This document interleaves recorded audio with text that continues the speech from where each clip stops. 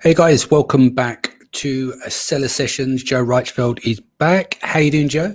Pretty good, Danny. How are you? Yeah, all good. Do you want to let the audience know a bit about yourself, please? Sure. I'm Joe Rushfeld. I own E-commerce Optimizer, and I was a longtime seller since 1999. I do a lot of consulting and coaching with businesses from, one person, sellers all the way up to Fortune 500 worldwide, brick and mortar omni-channel corporations. Cool. So you've been doing quite a lot of research recently into logistics and the expansion of what's going on with Amazon. Today we're going to have a look under the hood. You've got a load of data that we're going to go through, which is going to be quite interesting, and the impact it's going to have on sellers. Do you want to get us underway? Sure. Where do you want to start? There's quite a lot of stuff to go through, isn't it? Yeah. So Amazon logistics is basically twofold. One side you have fulfillment, and now on the other side you have cargo.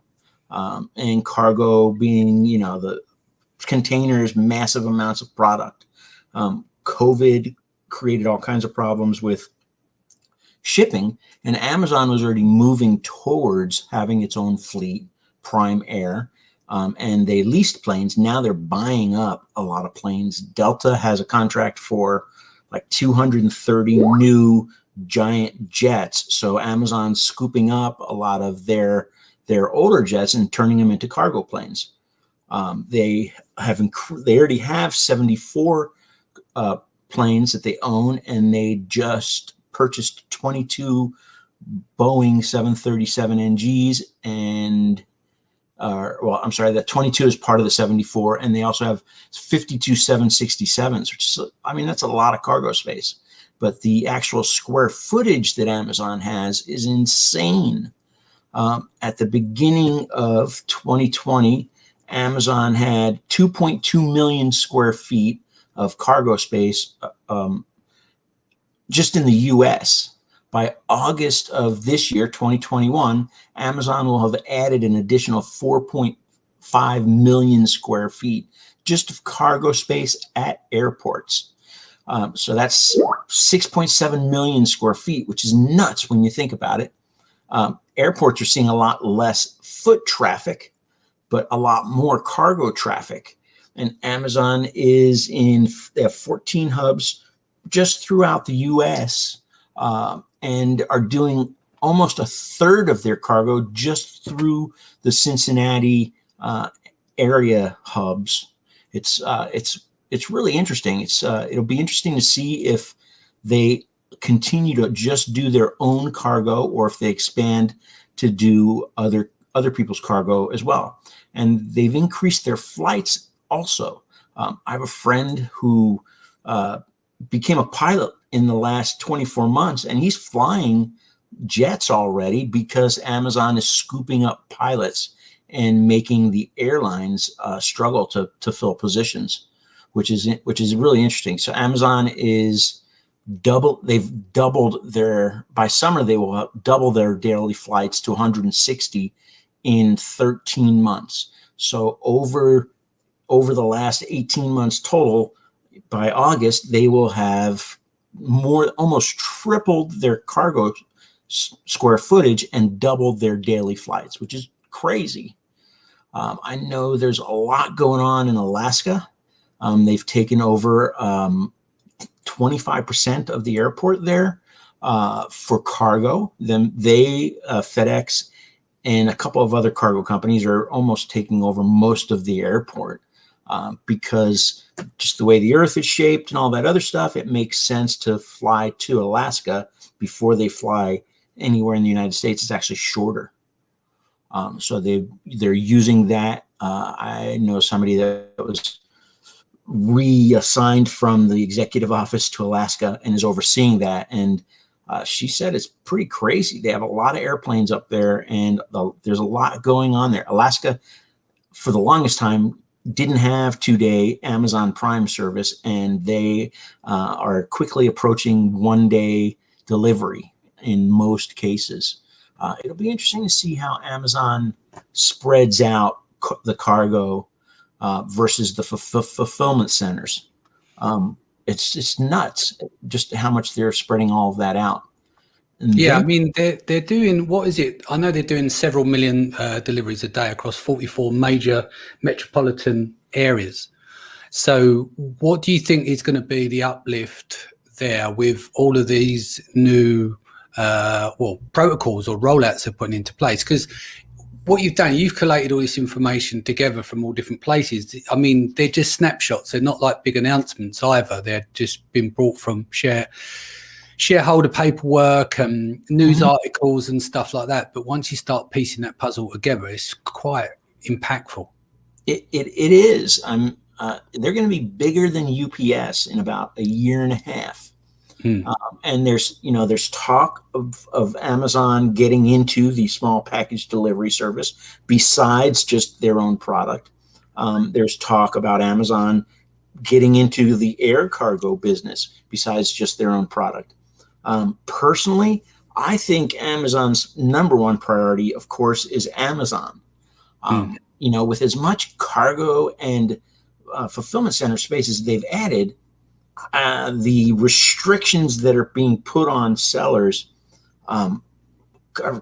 just really make you wonder. There's less sellers now than there were going into 2020.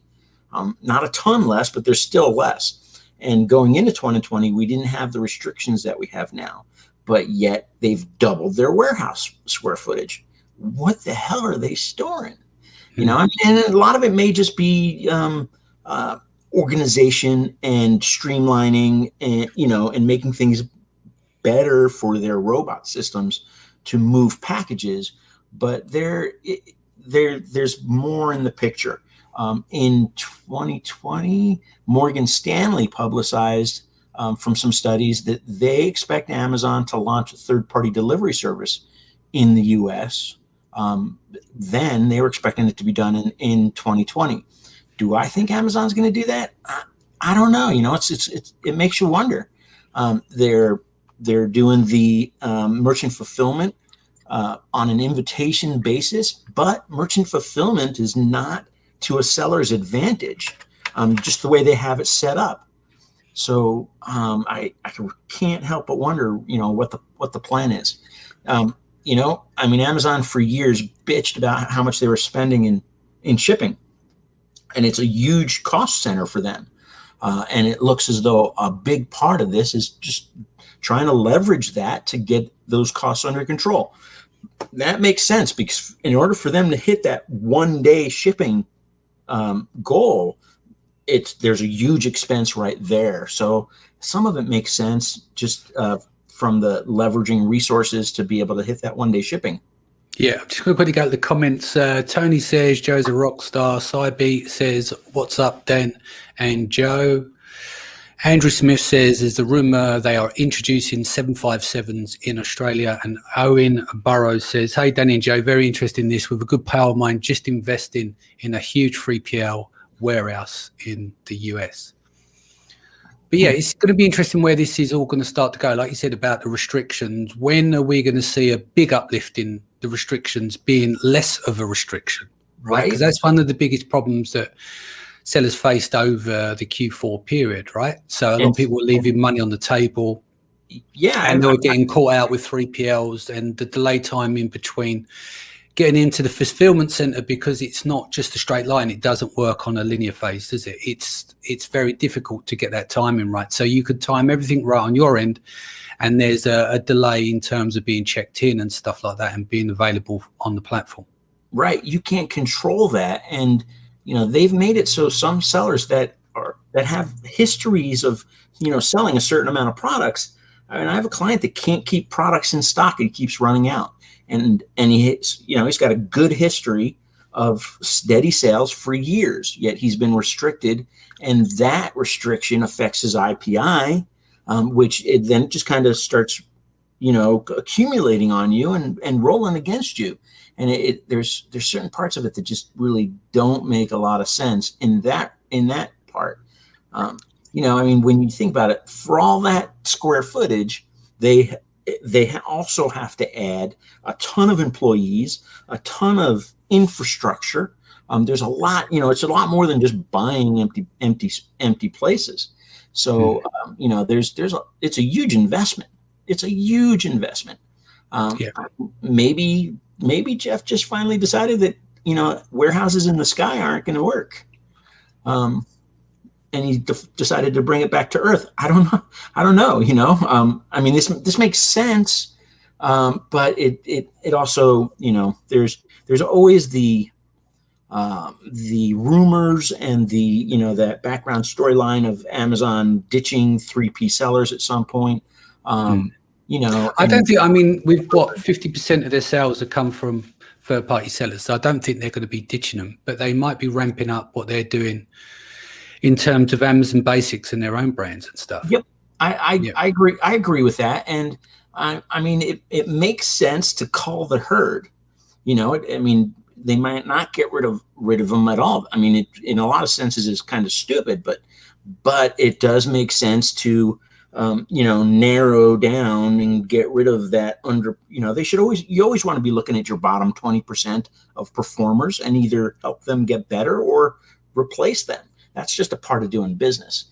That would make sense because there's always that portion of shifty, sellers that really shouldn't be on the platform anyway.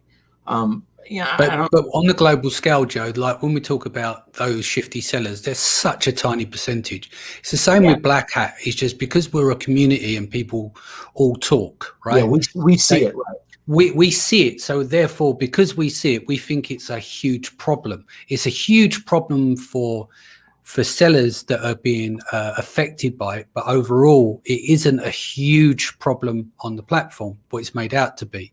When you look at like news articles, it still exists. It's still wrong.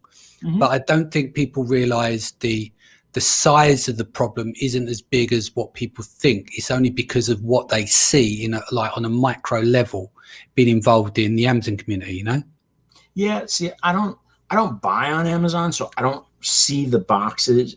So what I see is, people posting their inserts. Hey, look at this crappy insert I get. So it seems to me like they're in every box, but are they? That I don't know.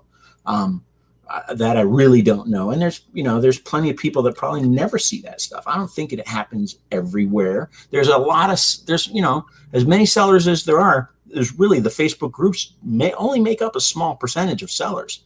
There's a lot of sellers that aren't playing those games, like you said, that don't do that stuff.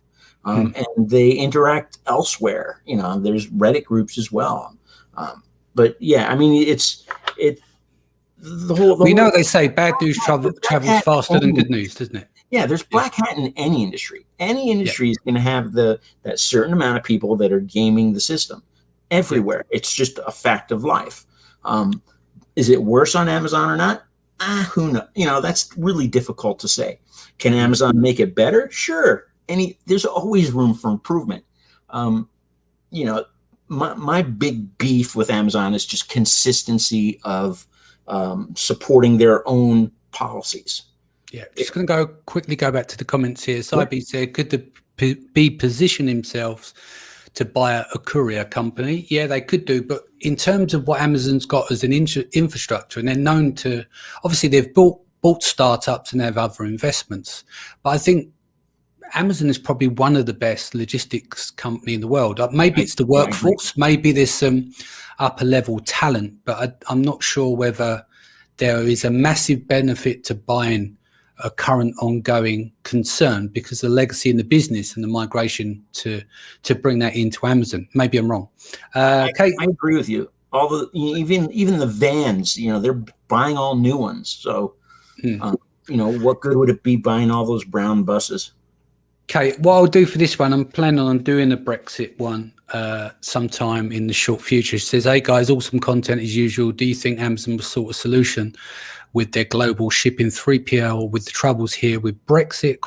Sending stock to the EU and the UK is a nightmare and Amazon must be suffering, which means they must be working on the solution. You just don't know. Obviously, there will be some sort of solution in place because the impact it has on them. But I'll do a show on Brexit and I'll bring in maybe do a round table on that, so we can explore that on various different levels, not just things like stocking issues, but dealing with the different VATs across the different markets here in the EU. Sybe back here again. Could they be preparing a move into grocery delivery? This takes a shit ton of warehouse space. Makes a good point there, because constantly you've got sell by dates, so you need that movement of turning stock, whether that's been disposed of and shipped. So that may take up a little bit more room. But I don't run a logistics firm, but I can imagine that that could play a big part, especially in clean environments and stuff. Sterilized environments for when you're handling food may change up things. CIBC, that's right, Danny. Consumers don't know anything about seller problems, going back to the black hat stuff, and don't give a monkeys, which is true. Amazon doesn't care if sellers are bitching. No, we know that already. Have we covered, remind me if we've covered FCs? Yeah, so, Sai had a good point. One of the things that hurt Amazon with the groceries during COVID in particular is proximity deliveries, meaning Walmart and Target have stores everywhere. So that gave them a huge advantage to quickly deliver product and stuff like that.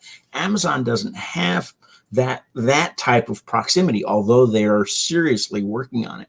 Just last year, they opened 12 FCs here in Arizona, which is a lot. Before 2020, the only state they had more than 10 FCs in was California, and now they have multiple states with multiple FCs. And their goal is to have 1,500 small neighborhood units to be able to compete with that proximity delivery stuff. And most of the numbers that I put together have nothing to do with the grocery division. It's products that I was looking at. Those numbers the grocery numbers are staggering. And I think it's really interesting that they spent all that money for Whole Foods a few years ago. And I mean, really, what did they get out of it when now they're kind of opening their own stuff anyway? It's interesting. The whole thing's interesting. I mean, that was a huge expense. But I mean, Whole Foods is still operating independently as well. They're probably just taking what they can from that business. So when they do migrate, they take the very best parts, but still running a profitable business. What else have we got on the FC side? Let's have a look here. In January 2020, they had approximately 100 FCs in the US. As of the 3rd of the 12th, 21, they have 233. In September 2020, they announced they're on pace to double the square footage by the end of 2020. We kind of covered some of that earlier on. What else have we got here? Worldwide, they have 389 million square feet of storage, warehouse storage, and they're adding another 166 million by the end of this year. That's nuts. I mean, those numbers are just staggering. Yeah, and they're getting a lot of pushback trying to move into malls, because the malls that have not completely closed, they have contracts with their existing tenants that forbid them from creating a giant shipping depot out of the rest of the mall. So it's interesting to see what they're doing and how they're doing it. So do you want to go into this as well? We're expanding merchant fulfilled on an invitation basis as well. Yeah, so the merchant fulfillment program, it's on the outside it looks like a pretty good deal. My experience with merchant fulfillment is that it is the ugly stepchild of Amazon services, meaning during Q4, during crunch times, Amazon does not care about that portion of the business, or at least hasn't in the past, and pushed it aside. So in 2016, when Jet was new, you could they and Walmart at the same time, they didn't have problems with things. What happened with the whole Jet thing a couple of years ago? Is a big splash about Jet, wasn't it? Going to take on Amazon. It all gone quiet. Yeah, well then Amazon was doing merchant fulfillment for a lot of sellers. Well, in Q4, Amazon was passing off the boxes to these contract services that weren't entering the tracking number until delivery. So by the time it got delivered, Walmart and Jet had already canceled the order and refunded the money because you didn't have the tracking number in within 24 hours. Yeah. But Amazon had already handed off the product, so they couldn't call it back, and it got delivered, and you got screwed. And if you look at the merchant fulfillment fine print right now, it says right on it, Amazon uses third-party contractors. Some of the third-party contractors only enter tracking information once, and some of them, that means at the time of delivery. Mhm. So that they're just delivering your own packages from your website and you're not under, a deadline for entering the tracking number and you don't care, hey, that's great then. I think merchant fulfillment as a temporary solution is fine. As a permanent solution, unless something changes, I wouldn't do it. Yeah. Personally. I'm just looking at, where did this quote come from here? In just a few years, Amazon built its own UPS, says Mark Wolfrat, president of the logistics consulting firm MWPVL International, which estimates Amazon would deliver 67% of its own packages this year and increase that to 85%. Amazon keeps spreading itself around the country, and as it does, its reliance on UPS will go away. That came from one of the major freight companies like Freightos or one of those. That's interesting stuff. It makes sense that Amazon is trying to replace UPS. They started that whole last mile thing a few years ago, where they're working towards delivering more of the packages themselves. They just delivered their 10 billionth package, which is nuts when you think about that. 10 billion packages. That's an insane amount. You see things like that, and everybody's got to weigh in. It's interesting because they're a publicly held company, so you've got all these Morgan Stanley and other companies that read these jet purchases and stuff and try and read stuff into it.